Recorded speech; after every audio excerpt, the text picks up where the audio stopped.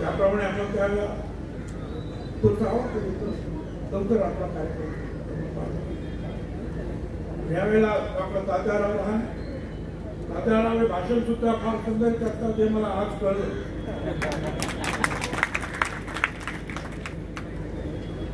त्यामुळे तुम्ही जेव्हा रिटायर होणार त्यावेळेला आम्हाला आमचं आमंत्रण आहे तुम्हाला.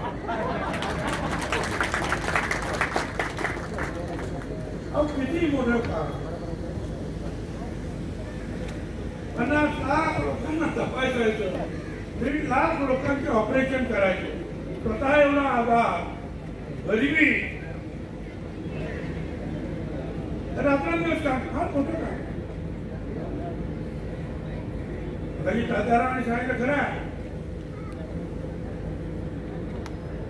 तात्याराव हे नजर देण्याचं काम करतात पण दृष्टी देण्याचं काम मानवाला जर कुणी केलं असेल तर महात्मा ज्योतिराव फुले केलं. दिसणं नजर असणं आणि दृष्टी याच्यामध्ये फरक आहे. दिसणारे ते सगळ्यात आहे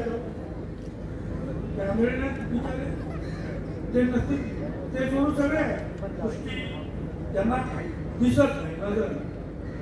नजर असून दृष्टी नजर तुम्ही मानवाच्या उपयोगी पडू शकता आणि समाजाच्या उपयोगी पडू शकता. दृष्टी समाज तात्यारावांना महात्मा ज्योतिराव फुले सावित्रीबाई फुले डॉक्टर बाबासाहेब आंबेडकर किंवा छत्रपती शिवाजी महाराज सगळ्यांना बरोबर घेऊन कशा रीतीने युद्ध जिंकायचं लहान मोठ्यांना जवळ करायचं लहान लहान घटकांना जवळ करायचं आणि आपली योजना आपली लढाई यशस्वी करायची महाराजांनी स्वीकारली. आणि त्यासाठी समता परिषदेची स्थापना ज्यावेळेला केली त्यावेळेला असं लक्षात आलं की त्या राज्यातील देशातील हा जो मागासवर्गीय घटक आहे फुले शाहू आंबेडकरांना मानणारा जो बहुजन वर्ग आहे त्याच्यासाठी आपल्याला काम करायला पाहिजे. त्याच्यासाठी शिक्षण असेल आरोग्य असेल घरदार असेल नोकरी धंदा असेल या सगळ्या गोष्टींमध्ये आपल्याला काहीतरी करता आलं पाहिजे आणि म्हणून समता परिषदेची स्थापना महात्मा फुले समता परिषदेची स्थापना झाल्यानंतर पहिलाच जो मेळावा लाखो लोकांचा झाला तो जालन्याला झाला. कडकडीत पुण्यामध्ये 6 तास लोक बसून होते बोर्ड आले मांड्यांना. सभामंचावर मुख्यमंत्री शरद पवार विलासराव देशमुख मंत्री होते शिवाजीराव देशमुख सुदाम केसरी छगन भुजबळ सुद्धा त्यावेळेस मंत्री आणि समता परिषदेने एक मागणी केली की आम्हाला मंडळ आयोग महाराष्ट्रामध्ये लागू करून द्या. सगळ्यांनी जयघोष केला की आम्हाला मंडळ आयोग मिळालाच पाहिजे. लोकांची तडफाड काम पवार साहेबांनी सांगितलं होय मी हे नक्की पवार साहेबांनी शिक्षणात नोकरी त्याबरोबर राजकारणात सुद्धा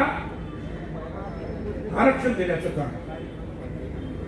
आणि मग दुसरा मेळावा झाला तो होता महात्मा ज्योतिराव फुले यांचं एक स्मारक राष्ट्राला अर्पण करण्यासाठी राष्ट्रपती शंकरदयाळजी शर्मा आले. हिस्ट्री कॉलेजला मीटिंग झाली जाहीर सभा 5 लाख आणि जागा नव्हती म्हणून तेवढेच 5 लाख शहरात फिरत होते आणि मंचावर होते राष्ट्रपती अलेक्झांडर राज्यपाल आणि मुख्यमंत्री आणि आम्ही सगळे. राज्यपालांनी भाषणात म्हणाले एवढे लोक तुम्ही माझ्या आयुष्यात कधी पाहिलेच नाही. आणि त्या 5 लाख लोकांमध्ये एकच ठराव आपण मंजूर केला आणि हा बहुसंख्य समाज हा नामदलित होता ओबीसी होता बहुजन वर्गाचा होता. आम्ही एकच ठराव पास केला. महात्मा फुलेंना ज्या बाबासाहेब आंबेडकरांनी गुरु मानलं आणि काम केलं त्या बाबासाहेब आंबेडकरांचं नाव मराठवाडा विद्यापीठाला द्यायला 5 लाख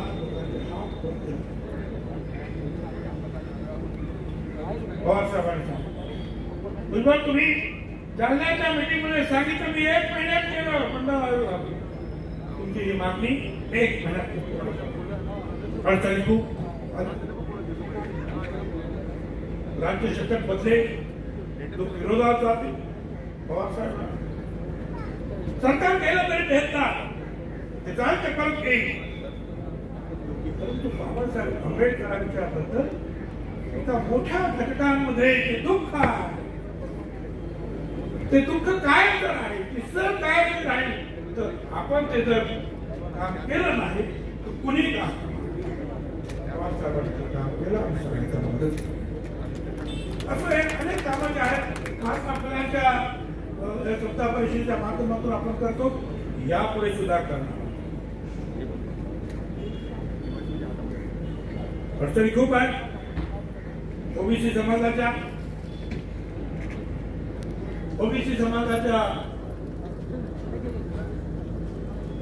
प्रश्नांबद्दल कॅबिनेट कमिटी झाली त्याचं मी अध्यक्ष. मागण्या खूप आहे सगळे वाचत परंतु तसं भारतीय आहे तसं सारथी आहे तसं महाज्योती निर्माण करण्यात आणि त्याला जो आहे इतरांसारखा म्हणजे आता 50 कोटी आहे आणखी 150 कोटी रुपये एकूण 200 कोटी रुपये महाज्योतीला द्या असा आश्वासन. शिष्यवृत्ती ती सुद्धा आपण सुरू केली. अर्धी फी आपण मेडिकल कॉलेज इंजिनिअरिंग कॉलेज मध्ये भरतो कारण दलित आणि आदिवासी समाजाला केंद्राकडून पैसे येतात ते पैसे राज्याकडून दिले जातात. परंतु या अडचणीमुळे ते पैसे वेळेवर गेले नाहीत. या वर्षी ताबडतोब 3,000 कोटी रुपये देण्यात यावे अशी मागणी आहे. इतर मागासवर्गीयाचं भाग बांधून द्या.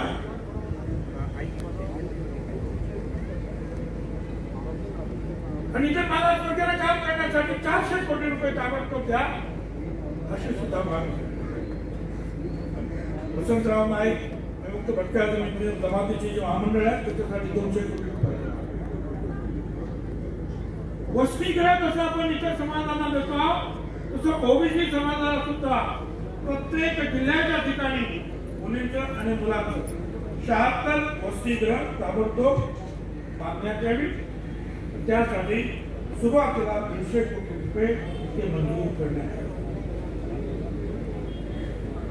इतर मागासवर्गीयांसाठी घरकुल बांधणं गरजेचं आहे. खरं आपण नाही आहे. सावित्रीबाई फुले घरकुल योजना पुढे आणण्याचा आपला निश्चय आहे आणि त्यातून सुरुवातीला आपण 100 कोटीची त्यातून आपलं घर बांधतो. जोपर्यंत या वसतिगृहाची कल्पना अंमलात येत नाही तोपर्यंत इतर समाजांना ज्या प्रकारे वेगवेगळ्या प्रकारे विद्यार्थ्यांना मदत केली जाते आदिवासी समाजांना आहे स्वयं योजना, मराठा समाजाला आहे स्वाधार आम्ही सांगितलं. तसंच इतर मागासवर्गीय समाजाला सुद्धा ही तरतूद करावी. त्या योजनेला आधार हे नाव देण्यात आणि तेवढेच पैसे देण्यात यावे. स्वतंत्र जनगणना इतर मागासवर्गीयांची करावी आणि एकूणच हे प्रश्न सोडवण्यासाठी आज केवळ 2,500 ते 3,000 कोटी असतात बजेटमध्ये ते वर्षाचे 5,000 कोटी रुपये बजेट हे इतर मागासवर्गीयांसाठी व्हीएएमपीसाठी करावा अशी सुद्धा आपण मागणी करतो. मागासवर्गीयांचा नोकऱ्यातला अनुशेष जो आहे फार मोठा ते आपण सांगतो काही ठिकाणी 4% आहे काही ठिकाणी 10% आहे. हा संपूर्ण अनुशेष जे आहे हे विनाविलंब जो आहे हा ताबडतोब शासनाने भरावा. आपल्याला पदोन्नती मिळते किंवा रिक्त पदे आहेत शिक्षण संस्था ती भरताना हे आपण जरी करत असलो तर ते झाडीतले शुक्राचार्य खूप असतात, तंत्रज्ञान असतं. अशा रीतीने नियम काढणे की एका कॉलेजमध्ये फार्मसी असेल तर फार्मसीना तुमचे जे काही आरक्षण असेल त्याप्रमाणे. आता आरक्षणामध्ये आपला काहीतरी 7वा नंबर येतो. पहिल्यांदा तरी इतर मागासवर्ग अ ब कड लिजे एनटी आदिवासी कोकण वगैरे 7वा.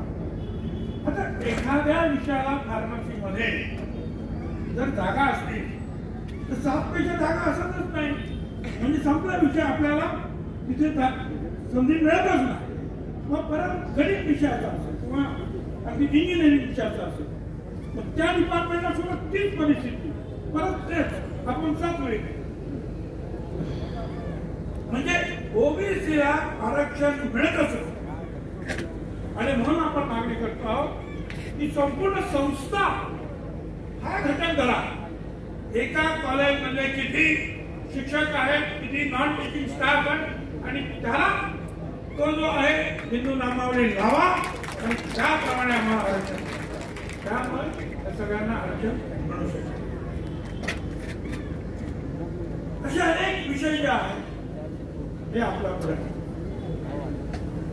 ते करून त्याचा विचार झालेला मागण्या आपण करतो.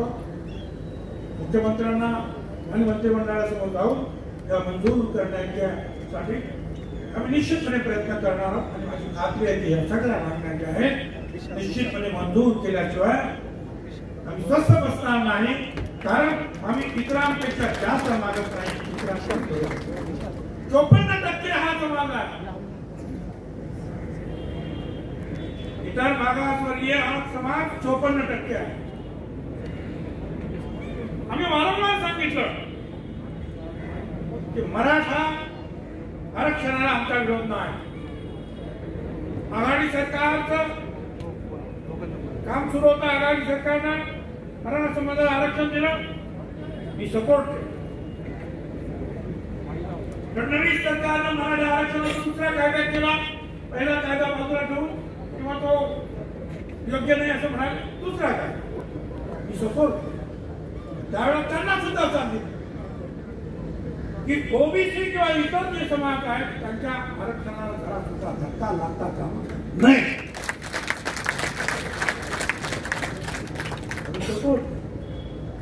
समता परिषदेच्या प्रत्येक कार्यक्रमामध्ये आम्ही मराठा आरक्षणाला सपोर्ट केला. मराठा आरक्षणाचे सुद्धा जे खरे नेते आहेत त्यांनी सुद्धा तीच मागणी केली, ओबीसी मधला आम्हाला काही नको. शिवसेना, काँग्रेस, राष्ट्रवादी काँग्रेस,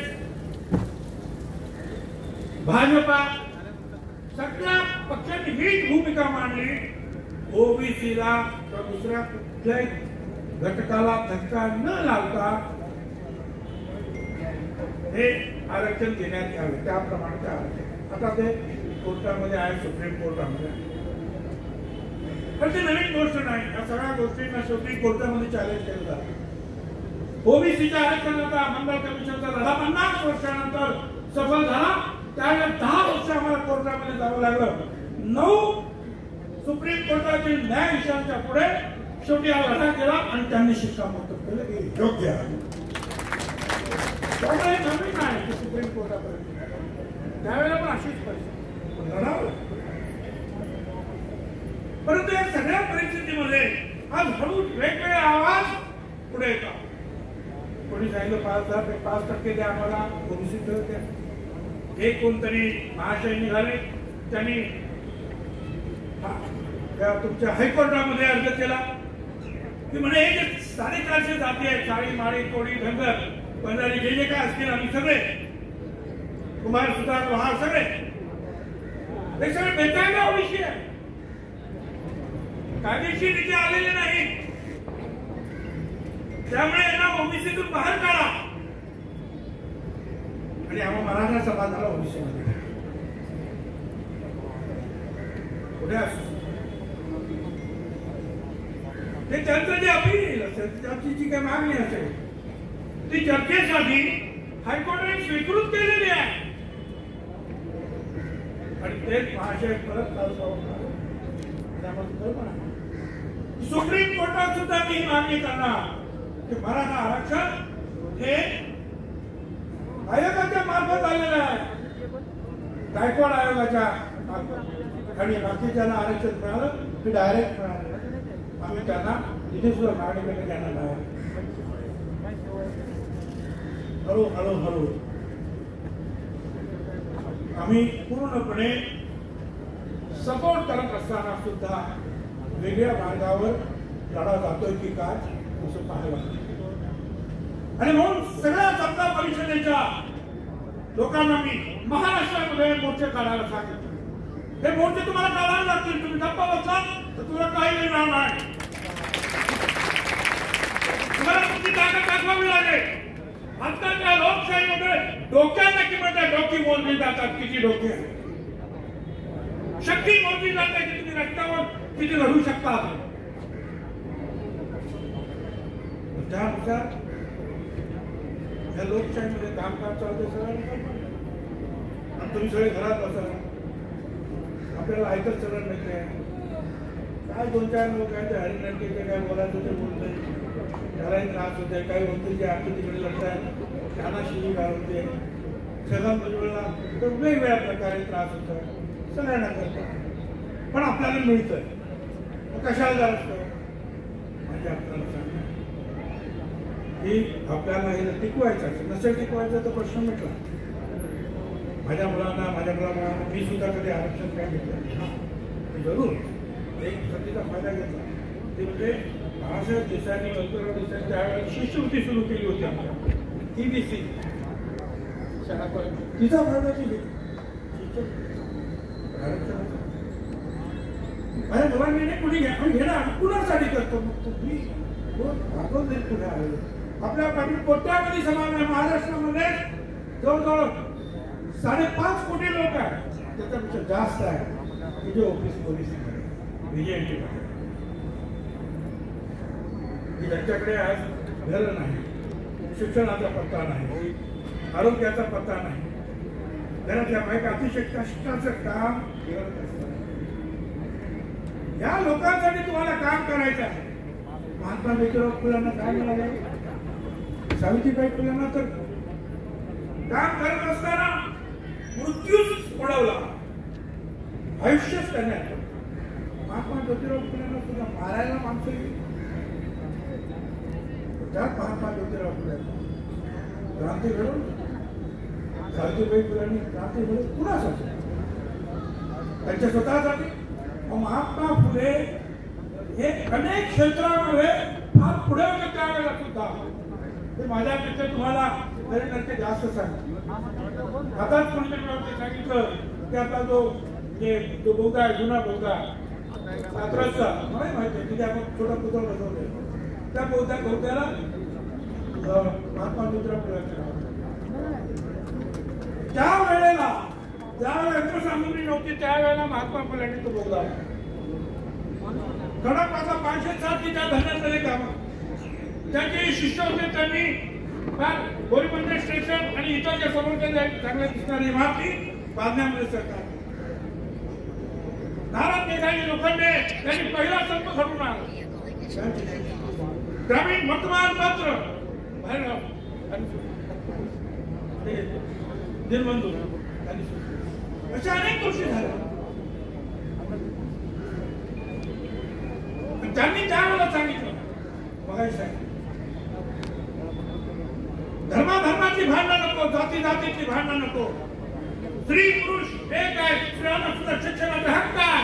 म्हणून याच घरातून सावित्रीबाई फुले भेड्यांच्या वाड्यामध्ये शाळा शिकवायला जातात. आणि जाताना सगळे लोक माळी समाजाचे लोक सुद्धा त्यांना दगडफेक करत होते, चिखल टाकत होते, शेण मारत होते. आणि म्हणून शाळेत जाताना एक लुगडं घेऊन जायचं पुस्तकांबरोबर, खराब झालेलं लुगडं बदलायचं आणि मुलांना शिकवायचं. परत घेताना ते काही वेळेला डोकं देतात. तर त्यानंतर क्रांती झाली. आणि आज मगाशी सांगितलं आपल्या वक्त्यांनी त्याप्रमाणे अनेक महिला आज पुढे येत आहेत.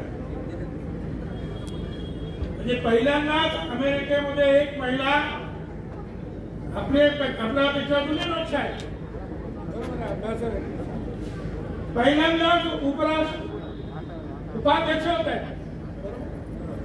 आणि त्याच्या कितीतरी अगोदर या 125 कोटी लोकांचं राष्ट्रपती पद प्रतिभाताई पाटील या आमच्या महिलेला. किती वकील झाला, किती डॉक्टर झाले, किती मंत्री मुख्यमंत्री झाले, पायलट झाले. कधी कधी वाईट वाटत ते या महिलांना सुद्धा.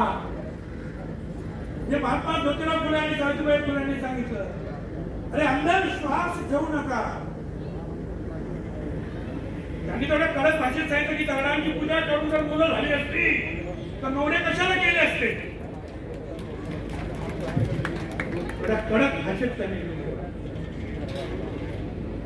हा सुद्धा मी मागच्या याच्याकडून आपले गणपती आहेत,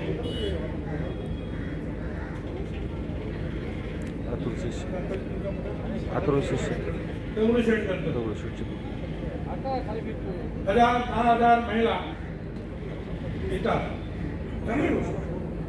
कुठला अथर्ववेद एका सुरामध्ये.